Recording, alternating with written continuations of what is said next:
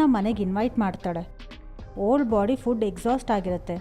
ಸಡನ್ನಾಗಿ ಸೂ nose bleed ಆಗೋಕ್ಕೆ ಶುರು ಆಗುತ್ತೆ. ಬಾಡಿ ಸ್ವಿಚ್ ಮಾಡೋ ಸಮಯ ಆಯಿತು ಅಂತ ಅವಳಿಗೆ ಗೊತ್ತಾಗುತ್ತೆ. ಸ್ವಿಚ್ ಮಾಡೋದು ಬಿಟ್ಟು ಅವಳು ಆ ಓಲ್ಡ್ ಬಾಡಿಯಿಂದ ಸಬ್ಸ್ಟೆನ್ಸ್ನ ಇಂಜೆಕ್ಟ್ ಮಾಡಿಕೊಂಡು ನಾರ್ಮಲ್ ಆಗ್ತಾಳೆ. 7ನೇ ದಿನದ ನಂತರ ಆ ಓಲ್ಡ್ ಬಾಡಿನ ರಿಯಾಕ್ಟಿವೇಟ್ ಮಾಡ್ತಾಳೆ. ಡಿಲೇ ಮಾಡಿರೋದ್ರಿಂದ ಅವಳಿಗೆ ಸೈಡ್ ಎಫೆಕ್ಟ್ಸ್ ಕಂಡುಬರುತ್ತೆ. ಅವಳ ಫಿಂಗರ್ ಊದ್ಕೊಂಡಿರುತ್ತೆ. ಭಯ ಆಗಿ ಅವಳು ಆ ಕಂಪನಿಗೆ ಕಾಲ್ ಮಾಡ್ತಾಳೆ. ಅವಳು ಸೈಕಲ್ ಮಿಸ್ ಮಾಡಿದ್ದು ಹೇಳ್ತಾಳೆ. ಅದರಿಂದನೇ ಹೀಗಾಗಿರೋದು, ಈಗ ಏನೂ ಮಾಡೋಕ್ಕಾಗಲ್ಲ ಅಂತ ಹೇಳ್ತಾನೆ. ಏನೇ ಡ್ಯಾಮೇಜ್ ಆದರೂ ಅದನ್ನ ರಿವರ್ಸ್ ಮಾಡೋಕ್ಕಾಗಲ್ಲ ಅಂತ ಹೇಳ್ತಾನೆ. ಎಲಿಜಬೆತ್ ಅವಳ ರೀಫಿಲ್ ಕಿಟ್ ತೊಗೊಳೋಕ್ಕೆ ಹೋಗ್ತಾಳೆ. ದಾರಿಯಲ್ಲಿ ಒಂದು ರೆಸ್ಟೋರೆಂಟ್ ಹತ್ರ ಹೋಗ್ತಾಳೆ. ಅಲ್ಲೊಂದು ಅಜ್ಜ ಏನೇನೋ ಮಾತಾಡ್ತಿರ್ತಾನೆ. ಅವನ ಕೈಯಲ್ಲಿ ಒಂದು ವಿಚಿತ್ರವಾದ ಮಚ್ಚೆ ಇರುತ್ತೆ.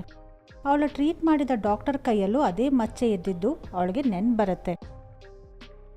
ಇದು ಅವಳನ್ನ ಟ್ರೀಟ್ ಮಾಡಿದ ಡಾಕ್ಟರ್ದು ಓಲ್ಡ್ ಸೆಲ್ಫ್